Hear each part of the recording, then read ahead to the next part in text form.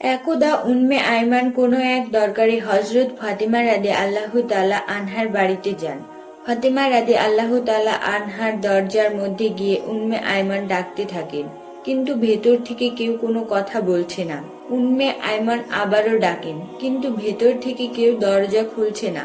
তারপর উম্মে আইমান দরজার ফাঁক দিয়ে ঘরের ভেতরে তাকাতেই দেখলেন হযরত ফাতিমা রাদিয়াল্লাহু তাআলা আনহা রুটির জাতা পিষতে পিষতে ঘুমিয়ে পড়েছেন এবং তার চৌকির মধ্যে একজন মহিলা বসে তাসবিহ পাঠ করছে এবং আরেকজন মহিলা হযরত হাসান এবং হোসাইন রাদিয়াল্লাহু তাআলা আনহাকে দোনার মধ্যে দুধ খাওয়াচ্ছে। এই দৃশ্য দেখার পর উম্মে আইমান মা ফাতেমার বাড়ি থেকে চলে যান। তারপর তিনি নবীজির দরবারে এসে প্রবেশ করেন। উম্মে আইমান নবীজিকে সালাম দিয়ে বলেন, ইয়া রাসূলুল্লাহ, আমি কোনো এক দরকারে ফাতেমার বাড়িতে গিয়েছিলাম। তার ঘরের মধ্যে আমি এমন দৃশ্য দেখতে পেলাম। তারপর নবীজি উম্মে আইমানকে বললেন, আমার মেয়ে ফাতেমা রুটির জাতা পিষতে পিষতে শরীর ক্লান্ত হয়ে ঘুমিয়ে পড়েছে, কিন্তু তখন তার তাসবিহ পাঠ করা বাকি ছিল। তাই আমার আল্লাহ রাব্বুল আলামিন হযরত ফাতিমা রাদিয়াল্লাহু তাআলা আনহার ঘরে দুইজন ফেরেশতা পাঠিয়ে দেন। একজন ফেরেশতা ফাতেমার অসমাপ্ত তাসবিহ পাঠগুলো করছে এবং আরেকজন ফেরেশতা হযরত হাসান এবং হোসাইন রাদিয়াল্লাহু তাআলা আনহাকে দোলনার মধ্যে ঘুম পাড়াচ্ছে। তুমি যে দুজন মহিলাকে দেখেছো তারা কোনো মহিলা নন, তারা আল্লাহ রাব্বুল আলামিনের পাঠানো ফেরেশতা। তখন উম্মে আইমান এই কথা শুনে আল্লাহু আকবার বলে নবীজির দরবার থেকে বের হয়ে পড়েন। তার কিছুদিন পরে বিশ্ব নবী হযরত ফাতেমা রাদিয়াল্লাহু তাআলা আনহার বাড়িতে গেলেন। ফাতেমাকে দেখার জন্য নবী যখন ফাতেমার ঘরের মধ্যে প্রবেশ করলেন, তখন ফাতেমার মুখটা অনেক মলিন দেখাচ্ছিল। আমার নবী ফাতেমাকে জিজ্ঞাসা করলেন, মা, তুমি কি অসুস্থ? তোমার মুখটা এত মলিন দেখাচ্ছে কেন? তখন মা ফাতেমা বললেন, আব্বাজান, আমি অসুস্থ নই, কিন্তু আজকে দুদিন যাবত আমার ঘরে কোনো চুলার আগুন জ্বলে না। আজকে দুদিন যাবত আপনার আদরের নাতি হাসান এবং হোসাইন না খেতে পেয়ে ক্ষুধার জ্বালায় গড়াগড়ি করছে এবং কাঁদছে। এবার আমার নবী ফাতেমাকে বললেন, মা, দুঃখ করো না, ধৈর্য ধরো, নিশ্চয় আল্লাহ রাব্বুল আলামিন আমাদের সাথে আছেন। এই বলে বিশ্ব নবী মা ফাতেমার ঘর থেকে বের হয়ে পড়লেন। পরের দিন এক সওদাগর হযরত আলী রাদিয়াল্লাহু তাআলা আনহাকে একটি কাজের জন্য ডাকেন। কাজটি ছিল এমন যে ওই সওদাগরের উটের পিঠ থেকে তার মালামাল গুলো বাড়িতে নিয়ে পৌঁছে দেবেন। হযরত আলী রাদিয়াল্লাহু তাআলা আনহা এই কাজের বিনিময়ে কিছু দিরহাম পেলেন। এই দিরহাম গুলো নিয়ে তিনি দোকানে গেলেন। তারপর দোকান থেকে কিছু আটা নিয়ে মা ফাতেমাকে দিলেন। তারপর ক্লান্ত শরীর নিয়ে হযরত আলী রাদিয়াল্লাহু তাআলা আনহা ঘুমিয়ে পড়লেন। মা ফাতেমা আটাগুলো জাতার মধ্যে পিষে ওইগুলো দিয়ে রুটি তৈরি করে তারপর হযরত আলীকে ঘুম থেকে ডাকে। তারপর ওই রুটি সকলে মিলে খান। সকলের খাবার শেষ হবার পর মা ফাতেমা কিছু রুটি আবার নবীজির জন্য নিয়ে আসেন। মা ফাতেমা নবীজিকে রুটিগুলো দিয়ে বলেন, আব্বাজান, আপনি এই রুটিগুলো খান। আব্বা গো, আজকে 2 দিন পর আমার ভাগ্যে কিছু রুটি জুটেছে। আমার নবীজি 3 দিন উপবাস থাকার পর রুটিগুলো খেলেন। তারপর মা ফাতেমাকে বললেন, মা, আজকে 3 দিন পর আমি তোমার দেওয়া এই রুটি খেলাম।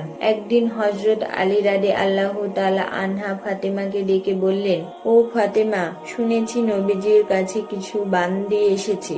তুমি তো সারাদিন অনেক কষ্ট করে জাতাতে রুটি পিষতে পিষতে হাতে কর ফেলে দিয়েছো। তোমার আব্বাজানকে বলো না আমাদের জন্য একটা দাসীর ব্যবস্থা করে দিতে। তখন ফাতেমা হযরত আলীর কথা মতো নবীজির দরবারে যাওয়ার জন্য রওনা হলেন। কিন্তু ফাতেমা এতটাই লাজুক ছিলেন যে তিনি বিশ্ব নবীর কাছে এই কথা বলতে পারলেন না। তাই দরবারের মধ্যে না ঢুকে বাইরে থেকে আবার হযরত ফাতেমা বাড়ি ফিরে চলে আসলেন। তখন হযরত আলী রাদিয়াল্লাহু তাআলা আনহা ফাতেমাকে দেখে বুঝতে পেরেছেন যে ফাতেমা তার লজ্জার কারণে বিশ্বনবীর কাছে এই কথা বলতে পারেনি। তখন হযরত আলী বললেন, ফাতেমা চলো আমরা দুজন গিয়ে নবীজির কাছে একজন দাসীর কথা বলি। এই বলে তারা দুজন নবীজির দরবারের উদ্দেশ্যে রওনা দিলেন। ফাতেমা রাদিয়াল্লাহু তাআলা আনহা এবং হযরত আলী রাদিয়াল্লাহু তাআলা আনহা নবীজির দরবারে এসে নবীজিকে একজন দাসীর কথা বললেন। তখন নবীজি এই প্রস্তাবে অসম্মতি জ্ঞাপন করলেন। তৎপর হযরত আলী রাদিয়াল্লাহু তাআলা আনহা এবং হযরত ফাতেমা রাদিয়াল্লাহু তাআলা আনহা আদরের সাথে নবীজির দরবার থেকে বের হয়ে বাড়িতে চলে আসেন। তার পরের দিন নবীজি ফাতেমার বাড়িতে আসলেন। তারপর ফাতেমার কাছে গিয়ে নবী বললেন, মা আমি তোমাদেরকে কিছু তাসবিহ পাঠ করার জন্য দিয়ে যাচ্ছি। এই তাসবিহগুলো তোমরা যদি নিয়মিত পাঠ করো তাহলে আল্লাহ রাব্বুল আলামিন তোমাদের ঘরের মধ্যে রহমত এবং বরকত সবসময় দিতে থাকবে। তারপর ফাতেমা রাদিয়াল্লাহু তাআলা আনহা অতি আগ্রহের সাথে বিশ্বনবীর কাছ থেকে তাসবিহগুলো পাঠ করা শিখে নেন। তার কিছুদিন পর হযরত আলী রাদিয়াল্লাহু তাআলা আনহা সাহাবীদের দরবারে গিয়ে বললেন, আমি আল্লাহর কসম খেয়ে বলছি, বিশ্বনবীর দেওয়া তাসবিহগুলো যেদিন থেকে আমরা পাঠ করতে শুরু করলাম সেদিন থেকেই আমাদের ঘরে সকল অভাব দূর হয়ে গিয়েছে এবং আমাদের সমস্ত দুঃখ কষ্টগুলো লাঘব হয়ে গিয়েছে। একদা বিশ্বনবী 2 দিনের ক্ষুধা পেটে লইয়া মা ফাতেমার বাড়িতে যান। মা ফাতেমার ঘরেও সেদিন কোনো খাবার ছিল না, কিন্তু বিশ্বনবীকে দেখে মা ফাতেমা বুঝতে পারলেন যে তার আব্বাজান অনেক ক্ষুধার্ত অবস্থায় আছেন। নবীজি ফাতেমার ঘরে এসে বুঝতে পেরেছেন যে ফাতেমার ঘরে কোনো খাবার নেই। তখন বিশ্বনবী মুস্কি হেসে ফাতেমাকে বললেন, ও ফাতেমা, আমি এদিক দিয়ে যাচ্ছিলাম, ভাবলাম তোমাকে একবার দেখে যাই। এই বলে নবীজি ফাতেমার ঘর থেকে বের হয়ে গেলেন, কিন্তু মা ফাতেমা ঠিকই বুঝতে পেরেছিলেন নবীজি ক্ষুধার্ত অবস্থায় তার ঘরে এসেছিলেন। তখন ফাতেমা কান্দরত অবস্থায় নামাজে বসে যান। 2 রাকাত নামাজ পড়ার পর আল্লাহ রাব্বুল আলামিনের কাছে মোনাজাত করে বললেন, হে রাব্বুল আলামিন, আপনি আমাকে যত পারেন কষ্ট দেন, কিন্তু আমার বাবাকে কোনো কষ্ট দিও না আল্লাহ। মা ফাতেমা যখন মোনাজাত শেষ করলেন তখন তিনি লক্ষ্য করতে পারলেন তার ঘরের মধ্যে কে যেন এসে খাবার দিয়ে গিয়েছে। ফাতেমা এতগুলো খাবার দেখে অনেক খুশি হলেন এবং নবীজিকে ডেকে নিয়ে আসলেন। নবীজি ঘরে এসে জিজ্ঞাসা করলেন, মা এই খাবার কে দিয়েছে? তখন ফাতেমা বললেন, আব্বাজান হযরত ঈসা আলাইহিসসালামের মা হযরত মরিয়ম আলাইহিসসালাম আল্লাহর যেখানে থেকে খাবার পাঠাতেন আমার জন্য সেখান থেকে পাঠিয়েছেন। তখন আমার নবী বুঝতে পেরেছেন আল্লাহ রাব্বুল আলামিন ফাতেমার জন্য জান্নাতের খাবার পাঠিয়েছেন। তখন আমার নবী হযরত ফাতেমা রাদিয়াল্লাহু তাআলা আনহা এবং হযরত আলী রাদিয়াল্লাহু তাআলা আনহা, হাসান ও হুসাইন সবাইকে মিলে পেট ভরে খাবার খেলেন। এত সুস্বাদু খাবার খেয়ে মা ফাতেমা রাদিয়াল্লাহু তাআলা আনহা আল্লাহ রাব্বুল আলামিনের দরবারে শুকরিয়া আদায় করলেন। ফাতেমা লক্ষ্য করলেন তাদের সবার খাওয়ার শেষেও অনেক খাবার অবশিষ্ট রয়ে গিয়েছে। তখন ফাতেমা পাড়ার প্রতিবেশীকে ডেকে সমস্ত খাবারগুলো তাদের সবাইকে দিয়ে দিলেন। পাড়া প্রতিবেশীরা এত সুস্বাদু খাবার খেয়ে মা ফাতেমার প্রশংসা করতে লাগলেন। একথা হযরত আবু বকর রাদিয়াল্লাহু তাআলা আনহা এবং হযরত উমর রাদিয়াল্লাহু তাআলা আনহা 3 দিন ধরে কোথাও নবীজিকে খুঁজে পাচ্ছিল না। অবশেষে হযরত আবু বকর রাদিয়াল্লাহু তাআলা আনহা এবং হযরত উমর মুনাফিকদের কাছে গেলেন। মুনাফিকদের কাছে গিয়ে হযরত উমর তলোয়ার ত্যাগ করে বললেন, হে মুনাফিকদের বাচ্চারা, আমার নবীকে কোথাও খুঁজে পাচ্ছি না। তোরা বল আমার নবীজি কোথায় আছে, না হলে সবগুলোকে আজকে আমি কাতল করে ফেলবো। তখন মুনাফিরা বলতে লাগলেন, হে উমর, বিশ্বাস করো আমরা কোথাও তোমার নবীকে দেখিনি। তখন হযরত আবু বকর রাদিয়াল্লাহু তাআলা আনহা উমরকে বললেন, উমর চলো আমরা সামনের রাস্তাটাই যাইয়া দেখি, যেখানে কিছু রাখালরা থাকে তাদেরকে জিজ্ঞেস করলে হয়তোবা দয়ার নবীর খোঁজ পাওয়া যেতে পারে। তৎপর তারা দুজন মিলে সামনের দিকে হাঁটা শুরু করলো। কিছু দূর যাবার পর তারা কিছুটা রাখালকে দেখতে পেয়ে গেল। হযরত উমর রাদিয়াল্লাহু তাআলা আনহা রাখালকে জিজ্ঞাসা করলেন, তোমরা এদিক দিয়ে আমাদের বিশ্ব নবীকে যাইতে দেখেছ? তখন রাখালদের পক্ষ থেকে একজন রাখাল বললেন, আজকে 3 দিন যাবৎ পাশের গুহার একজন লোক কান্না করে চলেছে। তার কান্নার জন্য আমাদের পশুগুলো আজকে 3 দিন যাবৎ কোনো গাছ পানি খাচ্ছে না। দুগ্ধ পায় পশুর বাচ্চারা দুধে মুখ লাগাচ্ছে না। মনে হচ্ছে আমাদের পশুগুলো যেন 3 দিন ধরে কান্না করছে। ভাই, তোমরা তোমাদের লোককে নিয়ে যাও, তাহলে হয়তোবা আমাদের পশুগুলো আবার আগের মতো খাবার খাওয়া শুরু করবে। এবার হযরত আবু বকর রাদিয়াল্লাহু তাআলা আনহু হযরত উমরকে বললেন, উমর, যার কান্না শুনে পশু পাখিরা পর্যন্ত খাওয়া দাওয়া ছেড়ে দিয়েছে, সে আর কেউ হবে না, তিনি আমাদের নবী হযরত মুহাম্মদ সাল্লাল্লাহু আলাইহি ওয়াসাল্লামই হবেন। তখন হযরত আবু বকর নবীর খোঁজে গুহার দিকে চলতে লাগলেন। আবু বকর এবং হযরত উমর রাদিয়াল্লাহু তাআলা আনহু গুহার মধ্যে গিয়ে প্রবেশ করলে দেখলেন আমাদের নবী সিজদায় পড়ে উন্মাতি উন্মাতি বলে কান্না করছে। এবার হযরত উমর রাদিয়াল্লাহু তাআলা আনহু নবীকে উদ্দেশ্য করে বললেন, ইয়া রাসূলুল্লাহ, আমরা আজকে 3 দিন যাবৎ আপনাকে খুঁজতে খুঁজতে হয়রান হয়ে গিয়েছি। নবী গো, আপনি এখানে উম্মতের জন্য কান্না করছেন, আমরা তো আপনার খোঁজে পাগল হয়ে গিয়েছি।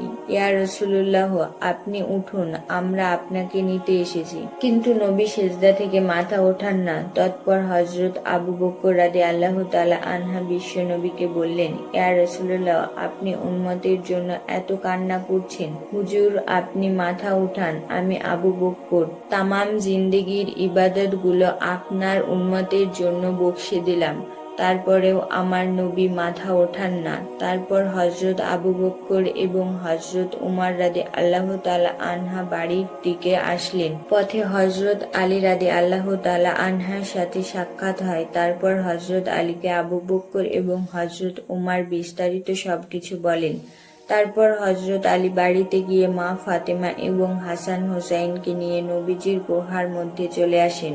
এবার হযরত ফাতেমা আমার নবীকে লক্ষ্য করে বললেন, আব্বাজান, আপনি কেমনে পারলেন আজকে 3 দিন যাবৎ আমাদেরকে ভুলে থাকতে? আমরা আপনাকে সমস্ত জায়গায় খুঁজে খুঁজে হয়রান হয়ে গিয়েছি।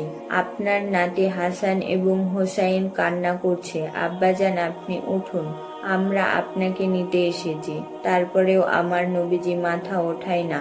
এবার হযরত ফাতেমা রাদিয়াল্লাহু তাআলা আনহা আমার নবীকে বললেন, ইয়া রাসূলুল্লাহ, আমি ফাতেমা কথা দিচ্ছি আমার আদরের হাসান এবং হোসাইনকে আপনার উম্মতের জন্য কোরবানি করে দিলাম। এবার আমার আল্লাহ হযরত জিবরাইল আলাইহিস সালামকে ডেকে বললেন, হে জিবরাইল, তুমি এক্ষুনি যাও, গিয়ে আমার বন্ধুকে মাথা ওঠাতে বলো এবং কান্না বন্ধ করতে বলো। জিবরাইল, আমার বন্ধুকে জানিয়ে দাও, আমি আল্লাহর কথা দিচ্ছি, আমার বন্ধুকে না জিজ্ঞাসা করে আমার বন্ধুর একটা উম্মতকে আমি জাহান্নামে দেব না। তৎপর জিবরাইল আলাইহিস সালাম আল্লাহর নবীর কাছে এসে আল্লাহর রাব্বুল আলামিনের কথাগুলো নবীকে শুনিয়ে দিলেন। আমার নবী তারপর সিজদা থেকে মাথা ওঠান। এমনই ভাবে আরেক দিনের ঘটনা, কোনো এক ঈদের দিন সকালে হযরত হাসান এবং হোসাইন রাদিয়াল্লাহু তাআলা আনহা মা ফাতেমা রাদিয়াল্লাহু তাআলা আনহার ঘরে এসে বললেন, আব্বাজান, আজকে ঈদের দিন সকল ছেলে মেয়েরা নতুন জামা কাপড় পরেছে, আমাদের জামা কাপড় কোথায়? তারপর মা ফাতেমা অপরাগ হয়ে হাসান এবং হোসাইনকে বললেন, বাবারা, তোমরা গোসল করে এসো, তোমাদের নতুন জামা দর্জির দোকানে তৈরি হচ্ছে। এই কথা শুনে হযরত হাসান এবং হোসাইন রাদিয়াল্লাহু তাআলা আনহা খুশিতে দুই ভাই গোসল করতে গেলেন। এবার মা ফাতেমা নামাজে দাঁড়িয়ে গেলেন। 2 রাকাত নামাজ পড়ে আল্লাহ রাব্বুল আলামিনের কাছে মোনাজাত তুললেন, হে পরওয়ারদিগার মাওলা মামুদ, আমি আমার সন্তানদেরকে সান্ত্বনা দিয়ে বলেছি যে তারা গোসল করে আসলে তাদের নতুন জামা দেব, কিন্তু আমার নতুন জামা দেওয়ার কোনো সামর্থ্য নেই। ইয়া রাব্বুল আলামিন, তারা যদি গোসল করে এসে নতুন জামা না পায় তাহলে তারা বলবে নবীর মেয়ে হয়ে আমি মিথ্যে কথা বলছি।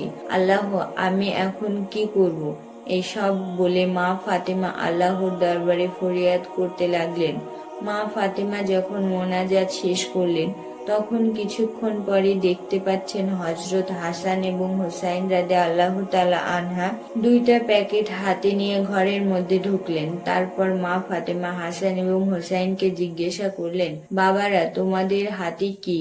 তারপর হাসান এবং হুসাইন জবাব দিলেন, আম্মাজান, বাইরের দর্জি আমাদেরকে দুইটা জামার প্যাকেট দিয়ে গিয়েছে।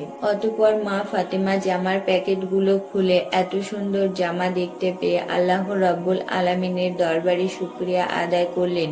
তার কিছুদিন পর বিশ্বনবী দুনিয়া ছেড়ে চলে যান। নবীজি দুনিয়া ছেড়ে চলে যাবার দুদিন পর অর্থাৎ আবু বকর রাদিয়াল্লাহু তাআলা আনহা একাকী কোথাও হেঁটে যাচ্ছেন। ইতিমধ্যে তিনি দেখতে পেলেন সামনে ইবলিস শয়তান দাঁড়িয়ে কান্না করছে। তখন হযরত আবু বকর ইবলিসকে উদ্দেশ্য করে বললেন, হে ইবলিস, তুমি কেন কান্না করছো? এখন তো তোমার খুশির দিন, বিশ্বনবী দুনিয়া ছেড়ে চলে গিয়েছে। তারপর ইবলিস হযরত আবু বকর রাদিয়াল্লাহু তাআলা আনহাকে উদ্দেশ্য করে বললেন, ভাই আবু বকর, নবীজি দুনিয়া ছেড়ে চলে যাবার কারণে আমি ইবলিসও বিস্মিত হয়েছি।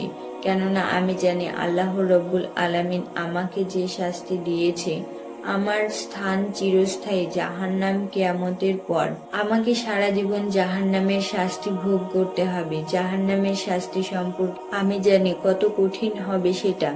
ভাই আবু বকর, তাই আমি প্রতিটি সময় প্রতিটি মুহূর্ত বিশ্বনবীর সাথে সাক্ষাৎ করতে চেয়েছিলাম। আমি চেয়েছিলাম বিশ্বনবীকে দিয়ে আল্লাহ রব্বুল আলামিনের কাছে কুফিয়াত করে আমাকে ক্ষমা করার ব্যবস্থা করা যায়। কিন্তু যতবারই আমি নবীজির কাছে গিয়েছি ততবারই নবীজির সাথে কেউ না কেউ ছিল। কখনো আমি নবীজিকে একা পাইনি। তারপরেও আমি নবীজিকে একা পাওয়ার চেষ্টা চালিয়ে যাচ্ছিলাম। এখন তো বিশ্বনবী দুনিয়া ছেড়ে চলে গিয়েছে, আমার ক্ষমার রাস্তাও চিরতরে বন্ধ হয়ে গিয়েছে। এই ভেবে আমি কান্না করছিলাম। অতঃপর হযরত আবু বকর রাদিয়াল্লাহু তাআলা আনহা ইবলিসের মুখে এই কথা শোনার পরে আস্তে আস্তে সামনের দিকে হেঁটে চললেন। বিশ্বনবী ছেড়ে চলে যাবার 6 মাস পর তথা হযরত আলী রাদিয়াল্লাহু তাআলা আনহা মসজিদ থেকে ফজরের নামাজ কায়েম করে ঘরে এসে দেখলেন মা ফাতেমা ঘরে কাঁদছে। তখন হযরত আলী রাদিয়াল্লাহু তাআলা আনহা ফাতেমাকে বললেন, ও ফাতেমা, তোমার কি শরীর খারাপ লাগছে? তখন ফাতেমা বললেন, আলী, আজকে আমার শরীরটা বেশি খারাপ লাগছে। হে আলী, আজকে আমি এমন একটি স্বপ্ন দেখেছি যে স্বপ্ন দেখার পর আমার আর কিছুই ভালো লাগছে না। অতঃপর হযরত আলী রাদিয়াল্লাহু তাআলা আনহা ফাতেমার কাছে স্বপ্নের ব্যাপারে জানতে চাইলেন। তখন ফাতেমা বললেন, আমি আজকে রাতে স্বপ্নে দেখলাম আমার বাবা আমার ঘরে এসে আমাকে খুঁজছেন। আমি যখন আমার বাবার কাছে গিয়ে দাঁড়ালাম তখন আমার আব্বাজান আমাকে বলছেন, মা, আমি তো তোমাকে খুঁজতেছি। শোনো মা, আজকে তুমি রোজা রাখবে এবং সেহরি করবে আলীর দস্তারখানায় আর ইফতারি করবে আমার দস্তারখানায়। হযরত আলী রাদিয়াল্লাহু তাআলা আনহা জ্ঞানী মানুষ। এই কথা শোনার পর তার আর কোনো কিছুই বোঝার বাকি রইল না। আলী বুঝতে পারলেন ফাতেমা রাদিয়াল্লাহু তাআলা আনহা আজকে হয়তো দুনিয়া ছেড়ে চলে যাবেন। তারপর হযরত আলী ফাতেমার পাশে বসে কান্না করতে লাগলেন। তারপর কিছুক্ষণ পর হযরত হাসান এবং হুসাইন ঘরের মধ্যে এসে দেখলেন তার মা বাবা কান্না করছে। তখন হাসান এবং হুসাইন মা ফাতেমাকে বললেন, আম্মাজান, আপনারা কেন কান্না করছেন? কথিত আছে যখন কোনো সময় হযরত হাসান এবং হুসাইন রাদিয়াল্লাহু তাআলা আনহা মা ফাতেমাকে এটা সেটা জিজ্ঞাসা করে বিরক্ত করত, তখন মা ফাতেমা হাসান এবং হুসাইনকে বলতেন, তোমাদের নানাজির রওজা থেকে ঘুরে এসো। আজও মা ফাতেমা হাসান এবং হুসাইনকে বললেন, বাবারা, তোমাদের নানাজির রওজা থেকে ঘুরে এসো। মায়ের মুখে এমন কথা শুনে হযরত হাসান এবং হুসাইন রাদিয়াল্লাহু তাআলা আনহা আমার নবীজির রওজার কাছে চলে যান। হাসান এবং হুসাইনকে দেখতে পেয়ে আমার নবীজি বললেন, হাসান, হুসাইন, তোমরা আজকে এখানে কেন এসেছো? তোমরা যখন খুশি তখনই আসতে পারবে। আজকে তোমরা সারাদিন তোমাদের মায়ের মুখের দিকে তাকিয়ে থাকবে। আজকে তোমার মা দুনিয়া ছেড়ে চলে যাবে। নবীজির মুখে এইসব কথা শুনে হযরত হাসান এবং হুসাইন রাদিয়াল্লাহু তাআলা আনহা আবারও ঘরের মধ্যে চলে আসলেন। এসে মা ফাতেমা এবং হযরত রাদিয়াল্লাহু তাআলা আনহাকে উদ্দেশ্য করে তারা বলতে লাগলেন, আপনারা কেন কান্না করছেন? আমরা বুঝতে পেরেছি। আমাদের নানাজি বলেছেন আম্মাজান আজকে দুনিয়া ছেড়ে চলে যাবে। হাসান এবং হোসাইনের মুখে এসব কথা শুনে হযরত ফাতেমা রাদিয়াল্লাহু তাআলা আনহা এবং হযরত আলী রাদিয়াল্লাহু তাআলা আনহা আরো বেশি করে কান্না করতে লাগলেন। সেদিন বিকেল বেলা মা ফাতেমার শরীর আরো খারাপ হয়ে যায়। তারপর মা ফাতেমা হযরত আলীকে কাছে ডেকে বললেন, আলী, তোমাকে আমি 3টে কথা বলে দিতে চাই, তুমি কথা দাও আমার 3টে কথা রাখবে। তৎপর হযরত আলী মা ফাতেমাকে ওয়াদা করলেন। এবারে মা ফাতেমা হযরত আলীকে বললেন, আলী, আমার প্রথম কথা হলো, আমি তোমার সাথে এতদিন সংসার করেছি, আমার অনেক জানা না জানা অনেক অন্যায় ভুল ত্রুটি হয়তো হয়েছে, তুমি আমাকে ক্ষমা করে দেবে। তারপর হযরত আলী বললেন, ফাতেমা, তুমি এসব কি বলছো? তোমার মতো স্ত্রী দুনিয়ার কার ভাগ্যে আর জুটবে? ও ফাতেমা, তোমার বাবা বিশ্ব নবী দয়া করে মায়া করে তোমাকে আমার হাতে তুলে দিয়েছে। আমি তোমাকে ঠিক মতো খাওয়াতে পড়াতে পারিনি। আমি যদি তোমার কাছে কোনো অন্যায় করে থাকি আমাকেও তুমি মাফ করে দিও। তখন ফাতেমা বললেন, আলী, এই কথা বলে আমাকে তুমি পাপী করো না। তারপর হযরত ফাতেমা বললেন, আলী, আমার দ্বিতীয় কথা হলো, আমি দুনিয়া থেকে চলে যাবার পর তুমি আরেকটা বিয়ে করে নিবে। আমি তোমাকে অনুমতি দিয়ে গেলাম। আর সপ্তাহে একদিন আমার হাসান এবং হোসাইনকে তুমি বুকে নিয়ে ঘুমাবে। তারপর মা ফাতেমার 3 নম্বর কথা হিসেবে হযরত আলীকে বললেন, আলী, আমার 3 নম্বর কথা হলো, আমি দুনিয়া থেকে চলে যাওয়ার পর আমাকে রাতের বেলা কবরে দাফন করতে নিয়ে যাবে, যাতে করে কোনো মানুষ আমার লাশ দেখতে না পারে। কেউ যদি আমার লাশ দেখে ফেলে তাহলে তারা বুঝে ফেলবে যে নবীর মেয়ে এতটুকু লম্বা ছিল, এতটুকু মোটা ছিল। আমি চাই না কেউ আমার লাশ দেখে এটা বুঝতে পারুক। অতঃপর কিছুক্ষণ পর মা ফাতেমা দুনিয়া থেকে বিদায় হয়ে গেলেন। হযরত আলী কাঁদছে, হোসাইন কাঁদছে। কিছুক্ষণ পর হযরত আলী চিন্তা করতে লাগলেন, খাটের চারপায়ে 4 জন লোক দরকার, কিন্তু হাসান এবং হোসাইন হযরত আলীকে নিয়ে তারা 3 জন আরেকজন লোক কোথায় পাবে? তখন নবীর সাহাবী আবু যর গিফারি আল্লাহু তাআলা আনহা হযরত আলীর ঘরে প্রবেশ করলেন। তারপর আবু যর গিফারি রাদিয়াল্লাহু তাআলা আনহা খাটিয়ার অন্য একটি পায়ে ধরে তারা 4 জন মিলে মা ফাতেমাকে কবরের দেশে নিয়ে আসলেন। কবরে আসার পর হযরত আলী নবীর সাহাবী আবু যর গিফারি রাদিয়াল্লাহু তাআলা আনহাকে লক্ষ্য করে বললেন, ও আবু যর, তুমি কি করে জানলে আজকে ফাতেমা দুনিয়া থেকে বিদায় হয়ে গিয়েছে? তারপর আবু যর গিফারি রাদিয়াল্লাহু তাআলা আনহা আলীকে উত্তর দিলেন, আলী, আমি স্বপ্নে দেখতে পেলাম বিশ্বনবী আমার কাছে এসে বলছেন, আবু যর গিফারি, আমার মেয়ে ফাতেমা আজকে দুনিয়া থেকে চলে গিয়েছে। তার খাটিয়ার পায়ে ধরার জন্য একজন লোক দরকার। তুমি যাও, আমার মেয়েকে দাফন কাফন করে দিয়ে আসো। অতঃপর তারা সবাই মিলে মা ফাতেমার লাশ কবরের মধ্যে নামালেন। এরপর কবরের উদ্দেশ্যে আবু যর গিফারি রাদিয়াল্লাহু তাআলা আনহা বলতে লাগলেন, হে কবর, তুমি কি জানো তোমার মধ্যে আজকে কাকে রেখে যাচ্ছি? আজকে তোমার মধ্যে রেখে যাচ্ছি বেহেশতের মহিলাদের সর্দারিনী মা ফাতেমা রাদিয়াল্লাহু তাআলা আনহাকে রেখে যাচ্ছি। সাবধান কবর, তুমি কিন্তু তার সাথে ভালো ব্যবহার করবে। কবর থেকে কোনো আওয়াজ আসছে না। আবু যর গিফারি রাদিয়াল্লাহু তাআলা আনহা আবার বললেন, হে কবর, তোমার মধ্যে এমন একজন ব্যক্তিকে রেখে যাচ্ছি যিনি হলেন শেরে খোদা হযরত রাদিয়াল্লাহু তাআলা আনহার স্ত্রী। কবর থেকে কোনো আওয়াজ আসছে না।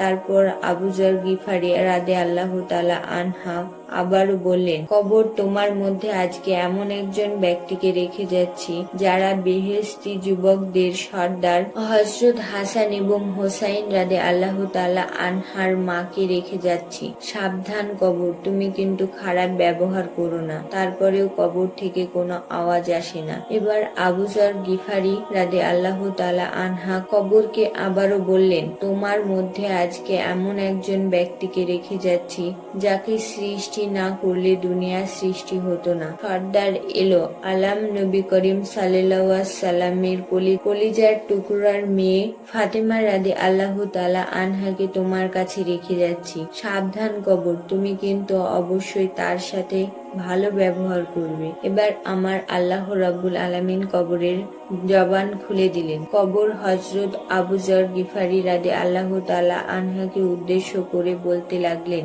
ডাকলেন, হে আবু যর, আমি হলাম কবর। আমি এখানে কোনো বংশ পরিচয় দেখি না। কে কোথা থেকে এসেছে সেটা দেখার সময় আমার নেই।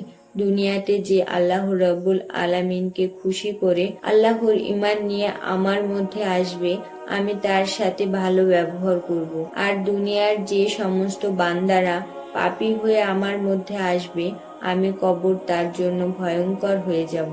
তাকে আমি চাপ দিয়ে একটি পাঁজরের হাড় আরেকটি পাঁজরে ঢুকিয়ে দেব এবং আমার মধ্যে রয়েছে অনেক বিষাক্ত সাপ বিচ্ছু। এসব কিছু ওই পাপী ব্যক্তিকে দংশন করতে থাকবে।